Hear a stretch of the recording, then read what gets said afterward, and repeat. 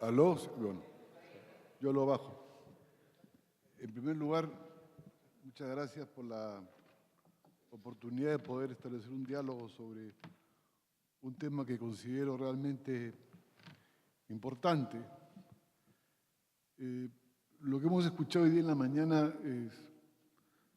es curioso, ¿no? Porque ustedes saben muy bien que en términos de lenguaje, todo lo que se nombra no existe, ¿no? Y aquí se han omitido palabras que a mí me parecen, o se han dicho muy poco palabras que prácticamente se han omitido, no se han dicho. Por ejemplo, UNASUR. O palabras como el Acuerdo Transpacífico, el TPP, como veremos más adelante, o los problemas derivados de las relaciones entre la Alianza del Pacífico y el TPP. Por eso quisiera comenzar con dos ideas muy simples para aclarar las cosas, ¿no? La primera cosa es que nadie está en desacuerdo con la multiplicación de las relaciones comerciales. O sea, nadie propone modelos autistas, encerrados, o como se dice en la ciencia política, estadocéntricos, ¿no? Y el año 2011, la CEPAL señalaba en un texto la importancia, ¿no? O lo que decía la CEPAL, los países de Asia Pacífico, principalmente la China, ofrecen oportunidades sin precedentes a la región de América Latina y el Caribe, ¿no? En el ámbito productivo, exportador tanto de los productos básicos como de manufacturas y servicios, ¿no? Y decía además, el Foro del Arco del Pacífico aspira a negociar con la China, ¿no? Entonces descartemos que no estamos frente a un debate contra una visión autocentrada, ¿no? O sea, y la segunda cosa que tenía que aclarar o poner en discusión, por ejemplo, esta idea del supuesto pragmatismo de la Alianza del Pacífico, ¿no? Digo esto porque ya el 2007, ¿no? Alan García, que es uno de los padres, no creo que el único, pero es importante, del proyecto de Alianza del Pacífico, señaló el año 2007 en un boletín que se llama Infolatán, que es un boletín informativo de América Latina que es proclive a todos estos mecanismos de los tratados de libre comercio, qué sé yo, y dijo lo siguiente, ¿no? La nota aseguró entonces, en clara referencia a Hugo Chávez, que el mesianismo, entre comillas, internacional, no es un elemento a la política peruana, no pretendemos ningún liderazgo ni exportación de ideas, sino simplemente tenemos criterios con los países, de América Latina que pertenecen a APEC, con los países que tienen TLC. Este modelo, que yo llamo modelo social moderno, tendrá resultados mucho más claros y exitosos de que podrían exhibir otros modelos ideológicos, otros. Y en abril del 2011, justamente en el contexto de la firma, de la creación de la alianza, llamada inicialmente el Arco del Pacífico, y además se dice alianza y no pacto para que, también por cuestiones legales, Alan García dice, creo que sería el acto más audaz, se refiere a la alianza, para hacer nuestro continente en este tiempo y rescatar el concepto de integración que está lamentablemente en ruinas. O sea, Alan García tenía una visión de la integración, tenía un diagnóstico de la integración sudamericana y especialmente andina. O sea, no es simplemente una visión pragmática respecto a la importancia de los tratados de libre comercio, ¿no? Y la tercera cosa, para hacer la cosa más rápido y pasar a la exposición, en realidad, desde el punto de vista económico, La Alianza del Pacífico no aporta mucho desde el punto de vista económico. Países como el Perú tienen el 95% más bajo los tratados de libre comercio. Creo que también Colombia, ¿no es cierto? Y todos tenemos tratados de libre comercio, en realidad, los que estamos en la Alianza del Pacífico. Con Chile tenemos un acuerdo de complementación económica, un ACE, ¿no es cierto? Que es equivalente a un tratado de libre comercio, ¿no? Entonces, el aporte desde el punto de vista comercial no le veo ninguna, más allá de temas de por sí importantes, pero que uno puede echar mano, por ejemplo, al tema de la inmigración, al acuerdo de Mercosur o cosas parecidas, y que me parece muy poco para, digamos, el bombo mediático. Son otros problemas que están, como quiero demostrar, en el asunto de la Alianza del Pacífico, ¿no? Yo quisiera, voy a ser casi telegráfico, quiero plantear una primera parte muy telegráfica y plantear 3 problemas que tienen de por sí el problema de la Alianza del Pacífico. Uno, yo creo que hay parto de la idea que hay una crisis sistémica que tiene mucho que ver con un problema de redistribución del poder a nivel mundial. Por ejemplo, ¿no? La crisis actual, que también se ha omitido en esta conversación, la visible recesión económica en Europa, la lentitud en el crecimiento norteamericano, no es una nueva crisis ahora, sino que es la continuación de la crisis del año 2008. Seguimos bajo el ciclo de la crisis, y no es cualquier crisis la que estamos viendo, sino que es una crisis que además tiene que ver con la emergencia de nuevos actores sociales que tienen, y de nuevos escenarios que tienen, por un lado, procesos de incremento de la militarización de las relaciones internacionales, como hoy sucede en el Oriente Medio, ¿no es cierto? Y tiene el nacimiento de bloques económicos, políticos y comerciales. Por ejemplo, los BRICS, palabra que también se ha omitido, ¿no es cierto? Este bloque compuesto por Brasil, Rusia, India, China y Sudáfrica, que es la 5ª economía mundial, ¿no? El TPP, como potencial actor internacional, como veremos más adelante, y después el gran mercado transatlántico, que no se menciona nada, que es un acuerdo tipo TPP entre Estados Unidos y Europa, y que tendría que estar listo el año 2015. Si uno le suma a esto lo que acaba de decir el informe del Consejo Nacional de Inteligencia de Estados Unidos, que para la década del 20 la China va a superar definitivamente a Estados Unidos, uno podrá dar cuenta en qué momento estamos, ¿no es cierto? Y por eso no me extraña que institutos tipo Stratford, que son boletines de anticipación y análisis estratégico, yo tengo otro que se produce en Francia y en Bélgica muy bueno, hable de las potencias mundiales del mundo anterior para referirse a países como Estados Unidos, Japón, Inglaterra, por poner en esos términos, ¿no es cierto? Estaba frente al nacimiento de una nueva época. Como alguien dijo, no es una época de cambios, sino es un cambio de época, y que me parece fundamental ubicar el debate que tenemos actualmente porque importa mucho. 2, yo creo que América Latina vive un momento excepcional, y en particular América del Sur vive un momento excepcional, que se presenta cada una buena cantidad de años, ¿no? Y esta especificidad de América del Sur, sobre todo comparada con los países de Europa, o desarrollados, perdón, tiene algunas cosas importantes. Primero, hay un crecimiento sostenido más allá de su calidad, ¿no es cierto? Más allá de su calidad. Yo no voy a entrar a discutir el 70% de la clase media en el Perú, que es debatible, ¿no?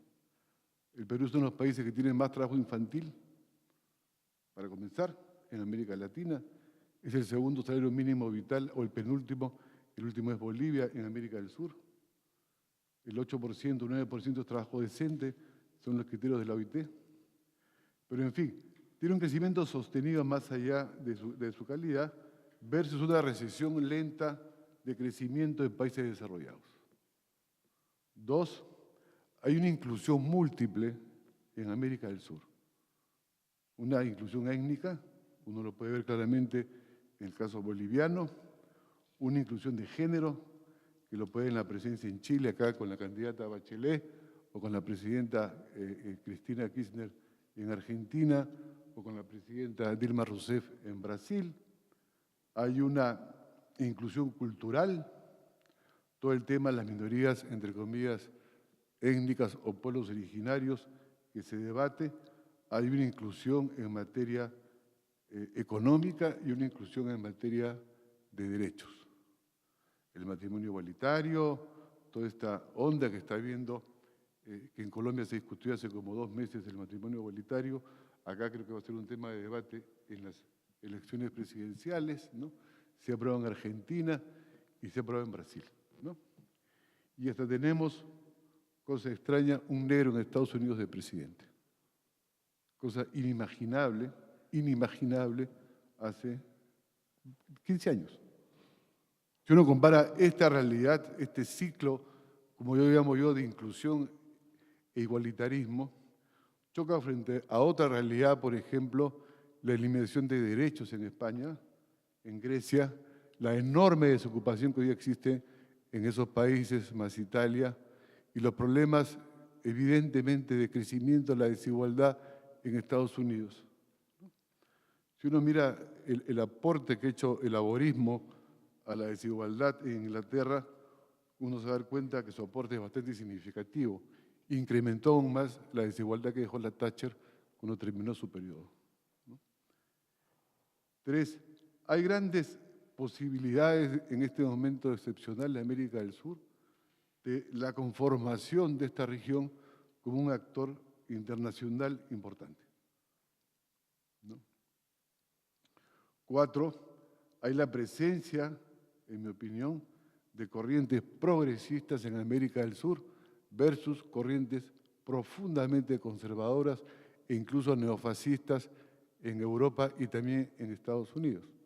El Tea Party, los grupos neofascistas en Grecia, la derecha tipo PPP en España, el crecimiento de la hija de Le Pen o la nieta de Le Pen en Francia, que tiene 22% de aceptación, el crecimiento y este proceso de desmoronamiento de todo lo que fue el sistema político italiano con el triunfo de esta especie de outsider llamado Monti, que es un cómico de la televisión, ¿no?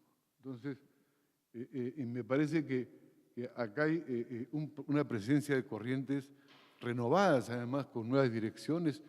En Chile es la excepción por su larga tradición partidaria, pero la emergencia de nuevas formas de representación política que cuestionan y se replantean un tema de los límites de una democracia que en mi concepto era cuestionada permanentemente por las amplias mayorías de esos países donde se dan los procesos de cambio. Y yo creo que el otro tema es el agotamiento que ya ha sido anunciado por todos los lados, pero que también no se quiere mencionar, el agotamiento de una matriz productiva basada fundamentalmente en primario exportador, ¿no? Ya eso ya no es una propiedad del pensamiento progresista de izquierda, sino que es propiedad de Naciones Unidas. Es un tema que se sabe que el ciclo económico que hoy día que ha permitido el crecimiento de América del Sur, sobre todo, se está agotando y que por lo tanto de acá a una cantidad de años, no digo que el próximo año, pero a una cantidad de años vamos a tener serios problemas. El problema es que cambiar de matriz productiva toma años, pues, y no estamos haciendo nada, como veremos más adelante, para cambiar la matriz productiva que nos permite enfrentar mejor el fin de ciclo de la bonanza de los commodities, ¿no? Yo quisiera en ese sentido decir que hay 4 temas simplemente para pasar a los temas más importantes. Uno es, desde el punto de vista de América del Sur, ¿no? Uno es el tema de la integración de América del Sur como un tema político de discusión, que es una introducción, en mi opinión, productiva, es una introducción política, es una introducción, como se ha dicho acá, pragmática. Al final voy a proponer las áreas de convergencia de ese proceso de integración en América del Sur. El segundo gran problema es el cambio del modelo y el ingreso a una fase de industrialización de América del Sur. De industrialización. Es fácil decirlo, es muy complicado hacerlo. 3 es el problema de la institucionalidad de la democracia en un momento de inclusión e igualdad. No solamente de igualdad de oportunidades, sino de igualdad, que es distinto al concepto de igualdad de oportunidades, ¿no? Y 4, el tema del sujeto o los sujetos de la política, que simplemente lo anoto. Hecha esta introducción, yo quisiera plantear algunos temas, ¿ya? ¿Por qué digo esto? Porque el problema de la Alianza del Pacífico, para resumirlo en términos simples, y como dije al principio, no es el problema de la Alianza del Pacífico. No me parece mal que los países se unan para comercializar con Asia o con la China, pese a que la China es un problema, como veremos más adelante, sino que es el paso previo al problema del Acuerdo Transpacífico, que después vamos a verlo. ¿Por qué digo esto? Porque el Acuerdo Transpacífico nos va a condenar, desde mi punto de vista, si no cambiamos la matriz, a ser modelos primeros exportadores permanentemente. Ya sea de Estados Unidos como era antes, o ya sea de la China como podemos ser ahora. Y creo que el problema principal que tenemos ahora por delante, y como alguien dijo, el enemigo mayor de la integración es el tipo de desarrollo que tenemos. Y voy a dar algunas citas e información que me parece importante, si me permite y el tiempo me lo da. Dice, lo más notable es el sector que se dirige en las inversiones. En Chile, más de la mitad van a la minería, 49%. Un quinto al sector financiero. En Colombia, más de la mitad de las inversiones extranjeras van a petróleo y minería. Y en el Perú, la minería absorbe bastante más de la mitad de las inversiones, quizás el 70%. En Brasil, la relación es justamente la inversa. La industria manufacturera absorbe alrededor del 40% de las inversiones, ¿no? Mientras que las actividades extractivas se encuentran apenas un 13%. Un buen ejemplo dice Chile, siguiendo con esta lógica, no es capaz de absorber productivamente los enormes flujos de inversión directa extranjera que recibe, toda vez que el 26% de ellos son reinvertidos inmediatamente fuera del país por las subsidiarias chilenas de empresas extranjeras. La CEPAL concluye que el país andino, se refiere a Chile, colocado como modelo a seguir por buena parte de los economistas de la región, es apenas, comillas, una puerta de entrada para otros mercados de América Latina. Y sobre ese punto, la propia Alicia Bárcena, que es la directora ejecutiva de la CEPAL, ¿no es cierto?, porque hemos tenido un gran récord de inversión extranjera en América Latina el año 2012 y se refiere a los años 2011, dice lo siguiente, ¿no? En efecto, el año 2012 llegó la friolera de 170.000 millones de dólares, así como entran, salen.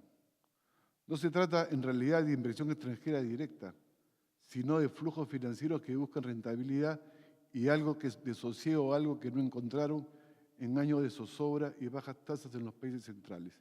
Alicia Bárcena, la directora ejecutiva de la CEPAL, al dar cuenta de este crecimiento del flujo de dinero externo, afirmó que es muestra del buen momento de la región. Sin embargo, remarcó, no vemos indicios muy claros de un aporte relevante de la inversión extranjera directa a la generación de nuevos sectores o a la creación de actividades de alto contenido tecnológico, considerando que uno de los principales desafíos que enfrenta la región es un cambio en su estructura productiva. Salvo Brasil, dice, la locomotora de la región, y México con su TLC, ese dinero no va al sector manufacturero. Entonces, el primer problema que tenemos es que estamos frente a un modelo que en mi concepto, pese a los gobiernos progresistas que existen, no hemos podido romper la matriz productiva. Le doy un dato importante. El año 95 había un solo país que daba subsidios directos en América Latina. El año 2011 son 18 países que dan subsidios directos como consecuencia del control de la renta, ¿no es cierto? Donde destacan países como México, Colombia y Brasil. El problema que tenemos es que hemos avanzado en control de la renta, pero no hemos industrializado el país. Entonces son crecimientos muy débiles, ¿no? Pese a los discursos de los presidentes progresistas, Venezuela sigue dependiendo obviamente de la renta del petróleo, ¿no? Y como Chile sigue dependiendo de la venta del cobre, de la madera, del vino y ¿de qué más? Del salmón, ¿no? O como Ecuador, que sigue viviendo de la venta del petróleo, de los langostinos o camarones y de las flores. O como el Perú, que sigue básicamente dependiendo de la venta de los metales, en particular del oro y del cobre. Y por eso la política es como es, pues. Si yo manejo la renta y tengo el monopolio de los productos y tengo el monopolio de la renta, hago una forma determinada. Por eso el paso, simplemente para terminar este punto, de un modelo primario exportador que maneja la renta a un modelo de industrialización supone cambios fundamentales en el modelo del sistema político, porque el segundo supone alianzas, ¿no? Y por lo tanto te plantea el problema de gobierno, ¿no es cierto? El segundo punto que quiero plantear, porque mi reflexión está dirigida al tránsito de la Alianza del Pacífico al Acuerdo Transpacífico, que llevó una reunión el mes pasado en Lima, semiclandestina, porque nadie sabe qué cosa se ha discutido sobre el Acuerdo Transpacífico, qué cosa se ha aprobado, ¿no? Digo esto porque dentro de la cuarta cumbre de la Alianza del Pacífico, Observatorio de Paranal, Antofagasta, Chile, la declaración se plantea, se constituye un grupo técnico de asuntos institucionales para que negocie, entre otros asuntos, un régimen de solución de controversias. ¿Ya? Entonces, la pregunta, ¿qué cosa es un régimen de solución de controversias? ¿No? Fíjense, vean, yo voy a dar alguna información que sí les puede interesar, ¿no? En el periodo 1987-1999, solamente hubieron 38 casos de problemas de controversia de inversiones, ¿no? Que estaban básicamente afincadas en la UNTAC, ¿no? Inclusive se temía ya que esta especie de sección iba a desaparecer porque no tenía ninguna función, ¿no?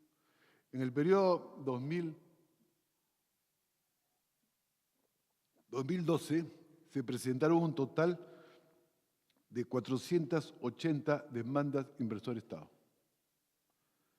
En esta composición, la región más golpeada, o sea, todas estas controversias tienen que ver con la principal razón, que es que estas demandas o amenazas de demandas son por las supuestas pérdidas de ganancias presentes o futuros del inversor por motivos de legislación pública, que son los famosos convenios de inversión, ¿no? América Latina ha sido la región más golpeada por el arbitraje de inversión que está en manos del CIADI. Los inversionistas extranjeros han demandado a gobiernos de América Latina y el Caribe por lo menos 174 veces. 33% del número total de estos casos conocidos mundialmente. Seguimos solo 5 países, Argentina 52 veces, Venezuela 34 casos, Ecuador 23, México 21, Bolivia 9, son los países que concentran el 80% de los problemas que tienen de los tratados de inversión y sus problemas en el CIADI, ¿no? Inclusive se dan casos como el boliviano que se ha retirado de la comisión del CIADI, pero que se mantienen por 10 años más bajo el control del CIADI. Entonces, el problema es que el CIADI implica fortunas gigantescas de varios miles de millones de dólares que los estados le comienzan a deber a los inversionistas por cambio de legislatura en cuanto a las inversiones. Entonces, la pregunta que yo me hago, la Alianza del Pacífico va a crear, ¿qué va a hacer con el CIADI? ¿Va a crear un CIADI como para América Latina? Cuando el tema de los acuerdos de inversión ha sido planteado por UNASUR. UNASUR se plantea mecanismos de negociación respecto a problemas de controversia con el tema de la inversión, ¿no es cierto? Porque sí me parecen fundamentales que se discutan o que discutamos estos asuntos vinculados al tema de las inversiones que me parecen fundamentales. Digo esto porque en junio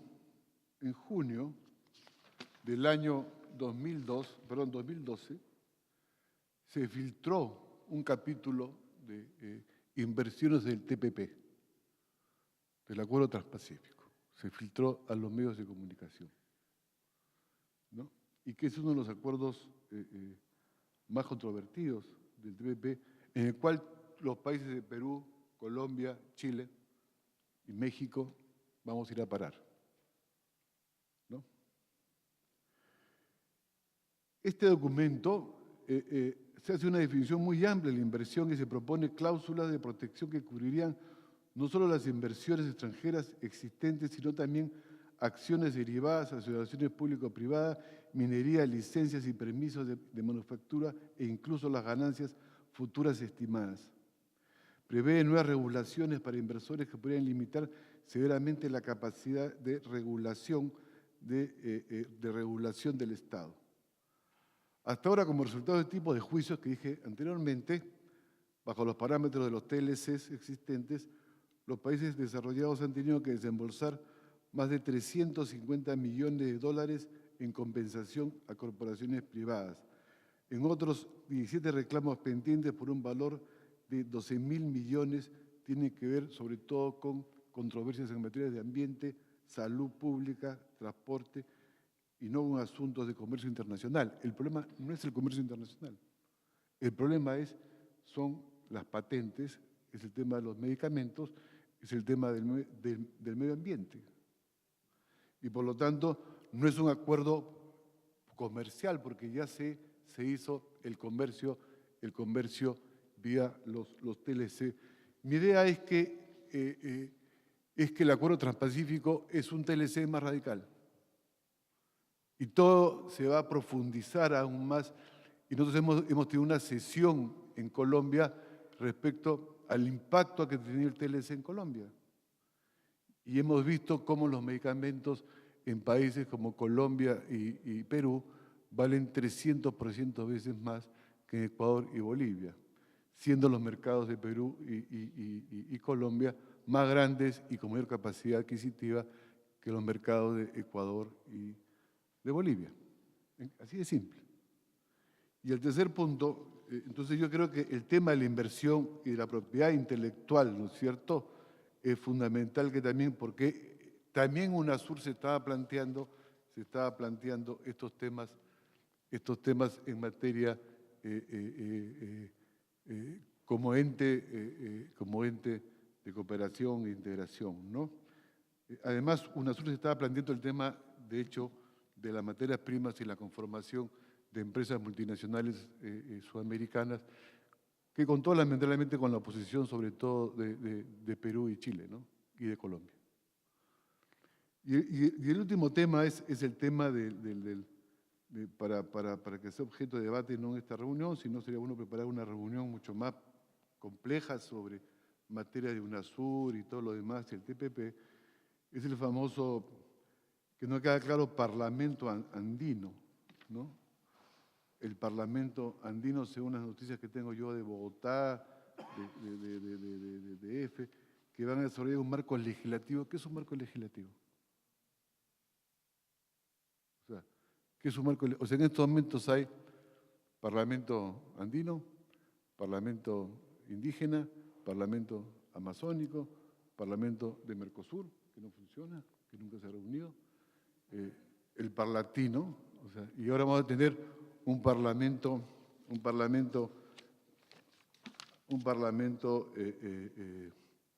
llamado también Comisión Interparlamentaria. Ni siquiera está claro qué va a ser un parlamento de Alianza del Pacífico, que según el presidente, como bien señaló en la mañana Patricio Zambrano, aclaró que esta comisión interparlamentaria será mucho más funcional, comillas, que el Parlamento Andino, órgano deliberante de control de la comunidad andina, pues reflejará el futuro de la integración en América Latina. ¿Cómo va a ser? Sería bueno preguntar, ¿no? ¿Cuál es su función? ¿Va a legalizar las cosas que hagan vía el TPP y vía la Alianza del Pacífico? Porque van a ser derivaciones de los congresos nacionales, ¿no? Y por lo tanto, creo yo, entonces, importante discutir. Yo diría para terminar lo siguiente, ¿no? Yo creo que estamos frente a un momento crucial y donde las posibilidades de división de la región son mayores que antes. Y que tiene que ver con la creación de que alguna gente llama el Mercosur ampliado. Originalmente, los procesos de integración sudamericana se construían sobre la base de dos ejes fundamentales, el Mercosur y la Comunidad Andina. Desde mi punto de vista, la Comunidad Andina tenía mucho mayor capacidad de potencialidad y tradición en materia de integración. Lo que pasa es que la Comunidad Andina fracasó en la creación de una unión aduanera y hoy día es una zona básicamente de libre comercio. Pero más allá de eso, es el único mecanismo de integración que tiene un tribunal andino, tiene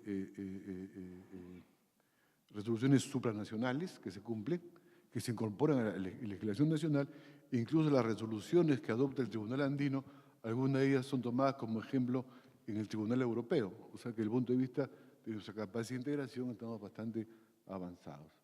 Versus, eso era en principio, Mercosur más Lacan.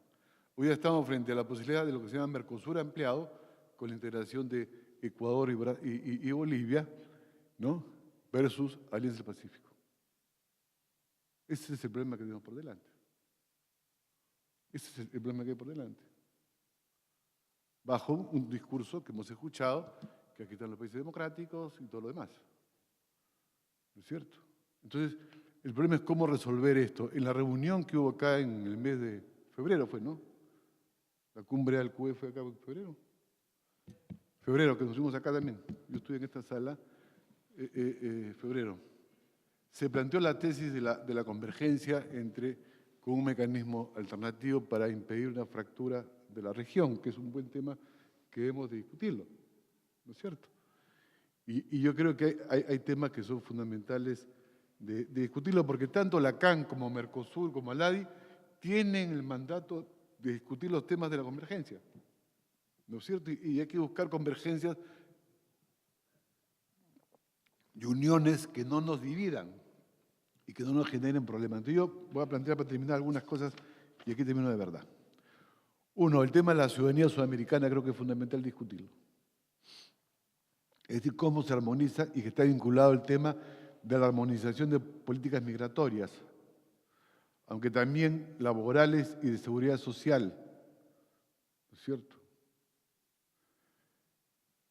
Es importante. Dos, cooperación en temas sociales,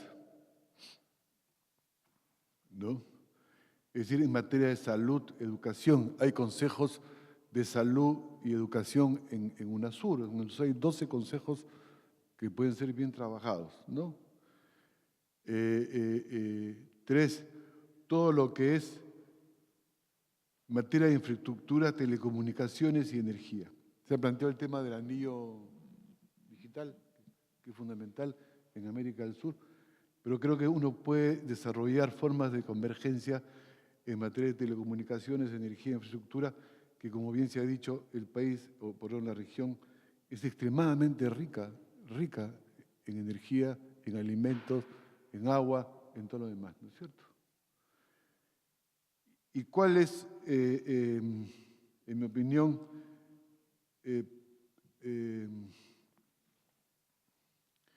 y creo que la convergencia debe ser permitir la doble pertenencia, no tanto jurídico como comercial. O sea, la pertenencia a uno y a otro. Pero eso supone lo siguiente para terminar, ¿no? Uno, en Lacan, renunciar explícitamente a la intención de generar una unión aduanera. Esto ya no es problema porque los países han firmado TLCs fundamentalmente, los países, y por tanto es imposible una unión aduanera en los países andinos. Mercosur debe flexibilizar su idea de unión aduanera, lo cual tampoco es complicado porque hay un montón de excepciones. Yo soy un, entre comillas, creyente de libre comercio en América del Sur.